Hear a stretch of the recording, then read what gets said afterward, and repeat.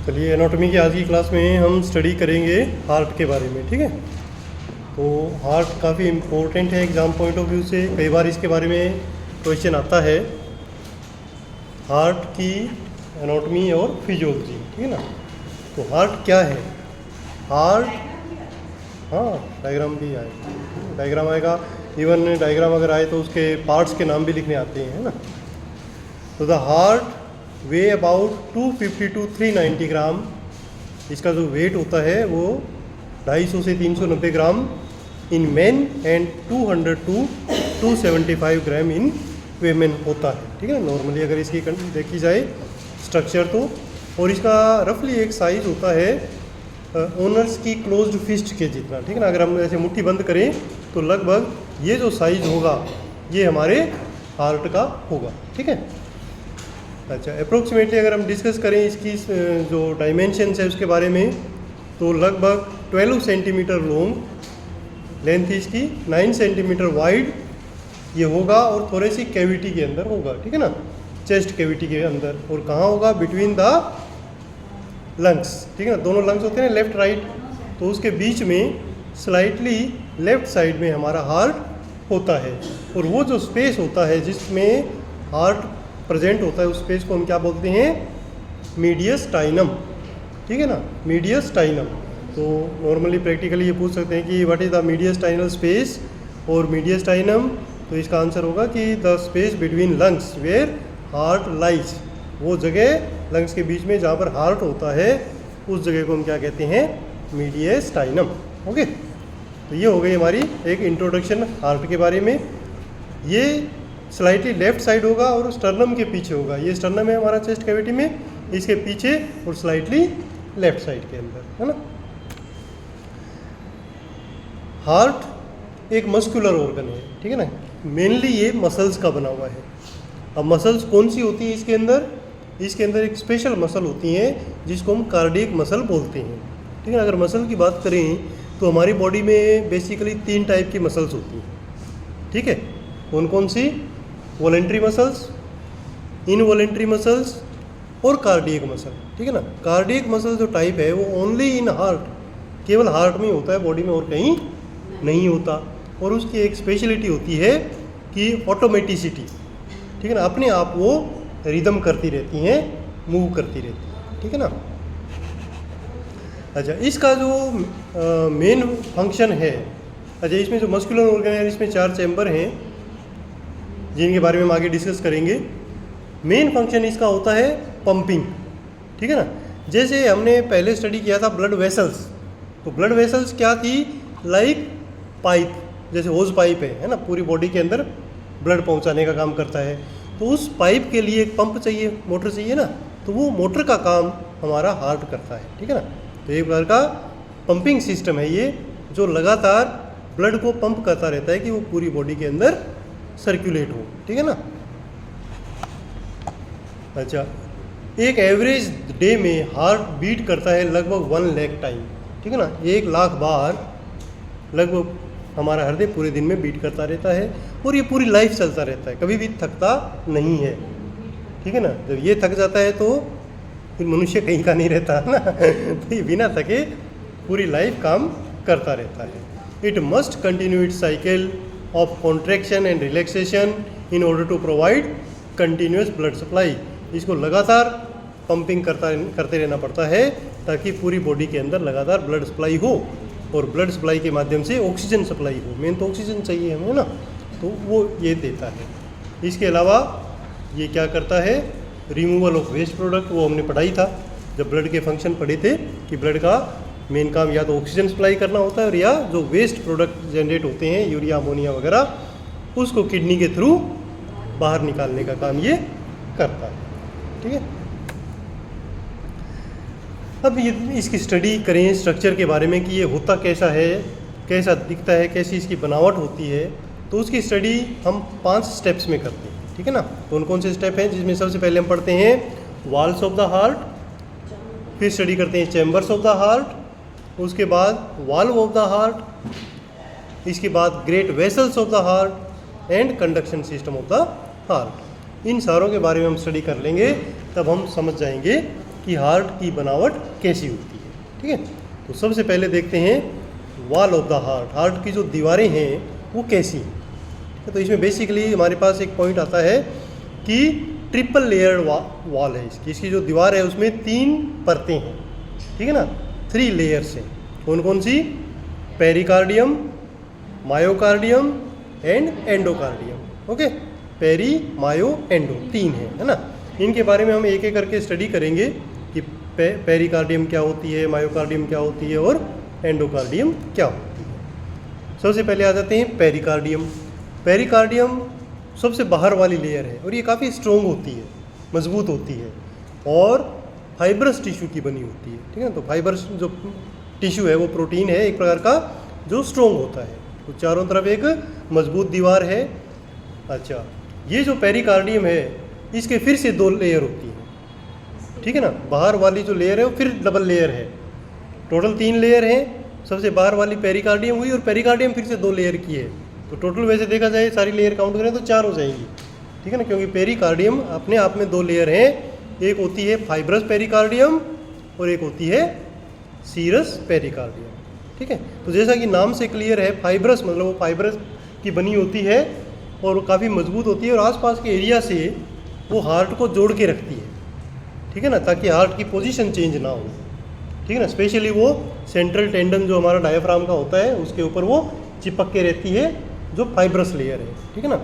और उस fibrous layer के अंदर एक सॉफ्ट मेम्ब्रेन होती है, उसको हम बोलते हैं सीरस पेरिकार्डियम, ठीक है ना। तो पेरिकार्डियम 2 लेयर की हो गई।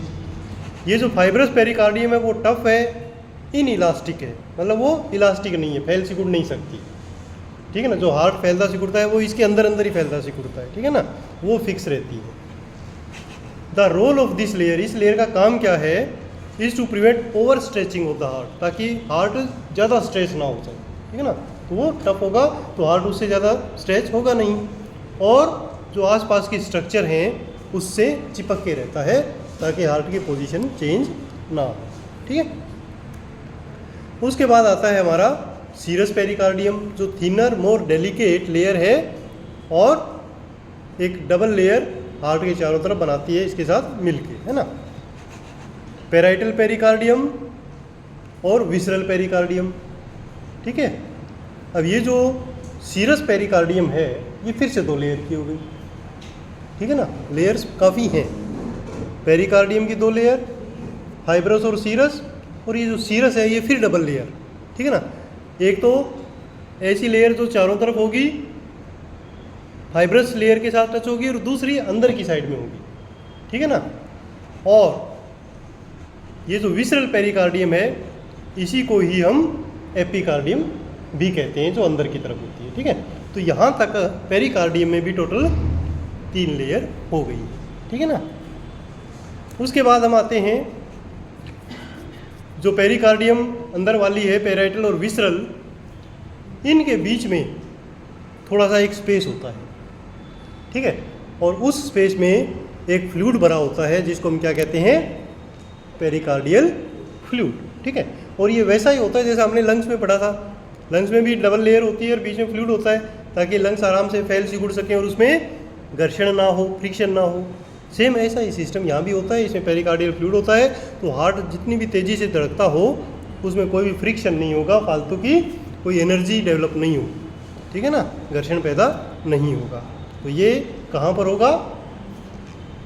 बाहर वाली जो पेरिकार्डियल लेयर है उसकी नीचे वाली 2 परतों के बीच में वो फ्लूइड होगा, ठीक है। तो ये हो जाएगी हमारी पेरिकार्डियम, ठीक है।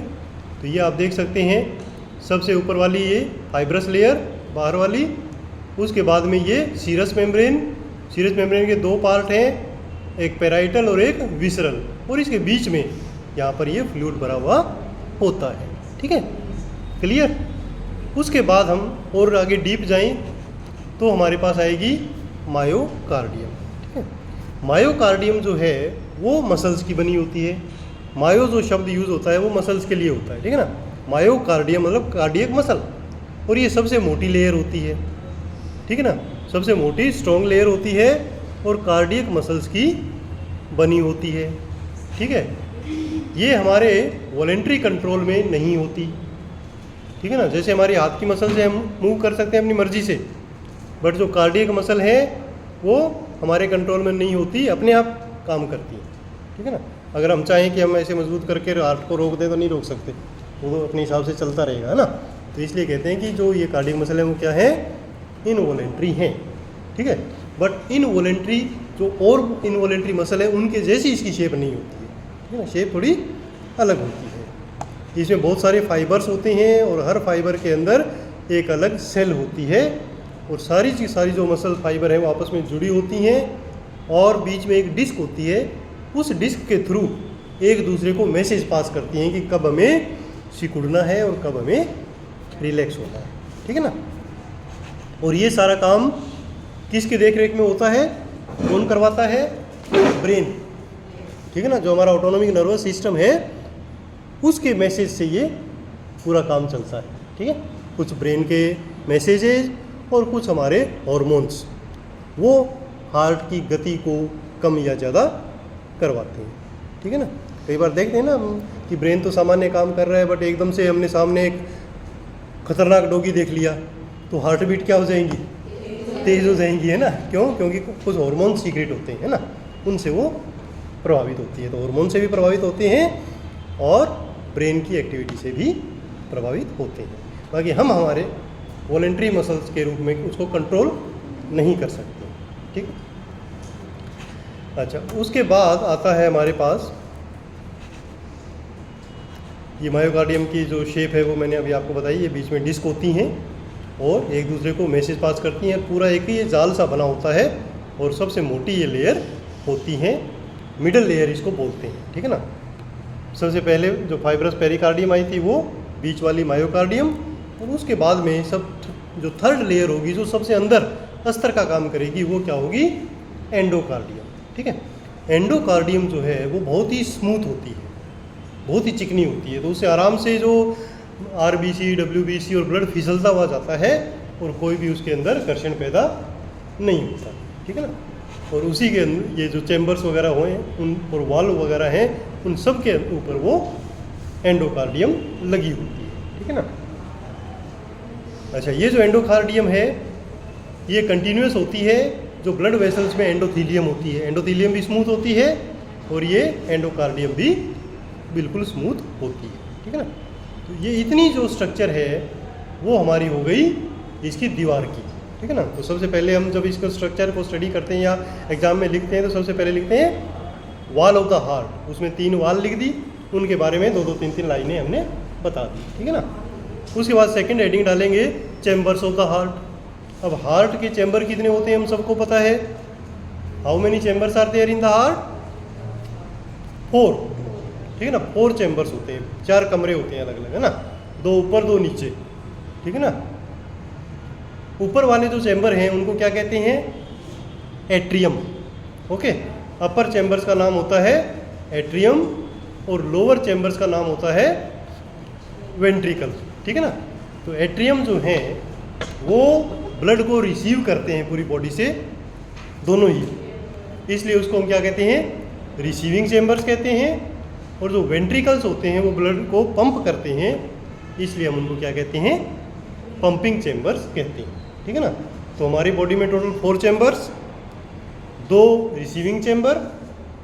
प्रैक्टिकली पूछते हैं कौन से हैं रिसीविंग चैम्बर, नाम बताओ, एट्रियम। और पंपिंग चैम्बर कौन से हैं, वेंट्रिकल्स जो नीचे की तरफ हैं, है ना। तो इस प्रकार चारों जो चैम्बर्स हैं उनके बारे में हम थोड़ा थोड़ा बता दें तो हमारा ये पार्ट कंप्लीट हो जाता है कि ये सारे चैम्बर्स हो गए, 2 ऊपर 2 नीचे, है ना। अच्छा, अब जो वेंट्रिकल और एट्रियम हैं ये कहाँ कहाँ से ब्लड रिसीव करते हैं इसके बारे में हम थोड़ा जानकारी ले लेते हैं। अगर एग्ज़ाम में आपके याद आए तो लिख देना, अदरवाइज इतना ज़रूरी नहीं है। बट यहाँ हम देख लेते हैं कि हमने देखा 2 एट्रियम है ऊपर और 2 वेंट्रिकल है नीचे, ठीक है। तो जो राइट साइड का एट्रियम है उसमें भी ब्लड आता है और लेफ्ट साइड का एट्रियम है उसमें भी ब्लड आता है, क्योंकि दोनों ही रिसीविंग चैम्बर हैं। तो वो कहाँ से रिसीव करते हैं ब्लड, ये ध्यान रखना है। जो राइट साइड का एट्रियम है वो पूरी बॉडी से अनऑक्सीजनेटेड ब्लड रिसीव करता है, क्लियर। राइट साइड का एट्रियम अनऑक्सीजनेटेड ब्लड रिसीव करेगा, कहाँ से? पूरी बॉडी से। और जो लेफ्ट साइड का एट्रियम है वो क्या करेगा? सिर्फ लंग्स से ब्लड रिसीव करेगा, और वो भी कौन सा? ऑक्सीजनेटेड।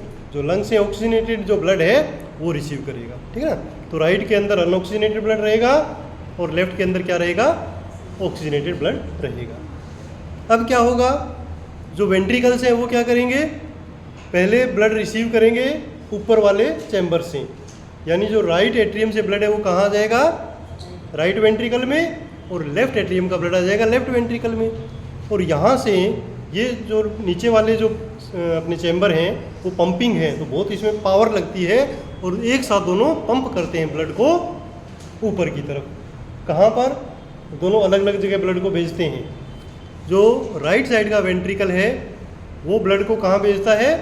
लंग्स में, प्योर होने के लिए, ऑक्सीजनेट होने के लिए। और जो लेफ्ट साइड का वेंट्रिकल है वो ब्लड को कहाँ भेजता है? पूरी बॉडी में, क्योंकि वो प्योर ब्लड है, ऑक्सीजनेटेड ब्लड है, और पूरी बॉडी में उसको सर्कुलेट करवाता है, ठीक है ना। तो इस प्रकार ये हार्ट के चैम्बर्स का काम होता है। ओके, अब नेक्स्ट पॉइंट हमारे पास आता है वाल्व ऑफ द हार्ट।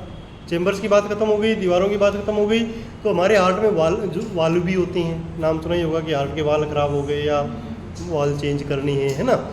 तो ये जो वाल्व हैं वो कितने टाइप के होते हैं? हमारे पास 4 टाइप के वाल्व हैं, ठीक है ना। वाल्व जो हैं वो 4 टाइप हैं, 4 ही चैम्बर हैं और 4 ही वाल्व हैं। सबसे पहला वाल्व जो है वो है ट्राइकस्पिड वाल्व, ठीक है ना।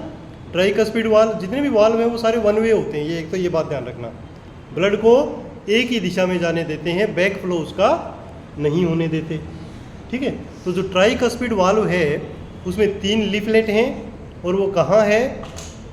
ये होता है जो हमारा राइट एट्रियम और राइट वेंट्रिकल है इसके बीच में, ठीक है। तो ब्लड कहाँ से? राइट एट्रियम से राइट वेंट्रिकल में जा पाएगा, वापस उसके अंदर नहीं जा पाएगा, ठीक है। तो वन वे हो गया, और इस वाल्व का नाम क्या होगा? ट्राइकस्पिड वाल्व, ठीक है। अच्छा, दूसरा वाल्व है बाइकस्पिड वाल्व या मिट्रल वाल्व, ठीक है। मिट्रल वाल्व कहाँ है? ये लेफ्ट साइड में, ठीक है ना। लेफ्ट साइड में कहाँ पर? लेफ्ट एट्रियम और लेफ्ट वेंट्रिकल के बीच में। तो ये भी वन वे है, ब्लड को यहाँ से यहाँ तक जाने देगा, ठीक है। इसके बारे में कई बार क्वेश्चन पूछते हैं, क्योंकि बच्चे बहुत कंफ्यूज होते हैं इसमें। इधर ट्राइकस्पिड है, इधर बाइकस्पिड है, तो प्रैक्टिकली ये पूछ लेते हैं कि ट्राइकस्पिड कौन सी साइड में? तो ट्राइकस्पिड राइट साइड में है, और बाइकस्पिड जिसमें 2 कस्प हैं वो लेफ्ट साइड में, ठीक है ना। इसको याद रखने का एक और अच्छा तरीका बताऊँ आपको। लंग्स आपने पढ़ा था, इस साइड में 3 सेगमेंट है और इस साइड में 2 सेगमेंट है ना। वैसे ही हार्ट का देख लो, इस साइड में 3 वाला है ट्राइकस्पिड और इस साइड में 2 वाला है बाइकस्पिड। ऐसे आप इसको याद रख सकते हैं, ठीक है ना। ट्राई मतलब 3, बाई मतलब 2, ठीक है ना। ट्राई मतलब 3 और बाई मतलब 2, ठीक है। अच्छा, उसके बाद 2 और हैं, वो कहाँ हैं? एक है पल्मोनरी वाल्व, ठीक है। पल्मोनरी वाल्व कहाँ होता है? ये जो हमारा राइट वेंट्रिकल है उसके ऊपर पल्मोनरी आर्टरी होती है, ठीक है ना। पल्मोनरी आर्टरी क्या करेगी? ब्लड को लेके जाएगी लंग्स में। पल्मोनरी शब्द का मतलब है रिलेटेड टू लंग्स। जहाँ भी पल्मोनरी वर्ड आ जाए तो आपको ये मानना चाहिए कि it is related to lungs. तो पल्मोनरी आर्टरी क्या करेगी? ब्लड को लेके जाएगी लंग्स में। तो यहाँ भी एक वाल्व लगा होता है, ठीक है ना, कि ब्लड इस आर्टरी से वापस ना आ जाए। एक बार पंप कर दिया तो उधर ही जाएगा, बैक फ्लो इसका नहीं होना चाहिए, ठीक है ना। तो ये क्या होगा? लंग्स में चला जाएगा। और एक वाल्व होता है ऑर्टिक वाल्व। ऑर्टिक वाल्व क्या है?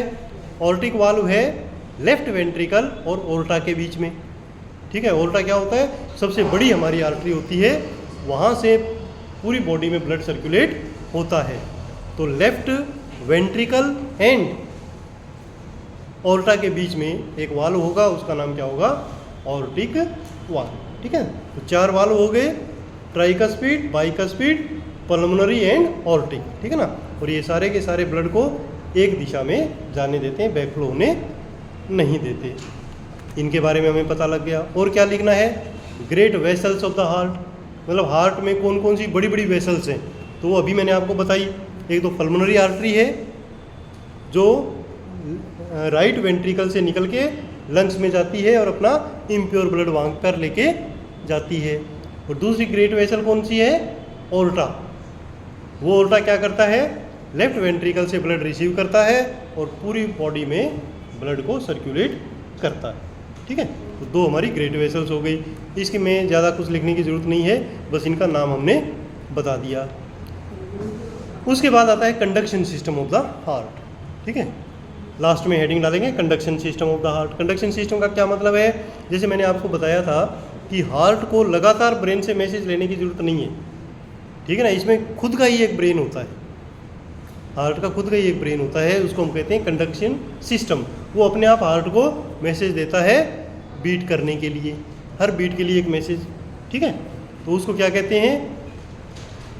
Conduction system of the heart. ये एक स्पेशल न्यूरोमस्कुलर मसल्स होती हैं। ठीक है ना, इनसे इलेक्ट्रिकल इम्पल्स निकलते हैं जो हार्ट को लगातार बीट करने के लिए प्रेरित करते हैं। इसके अंदर 4 से 5 टाइप के पार्ट्स होते हैं। सबसे पहले होता है ऐसे नोड।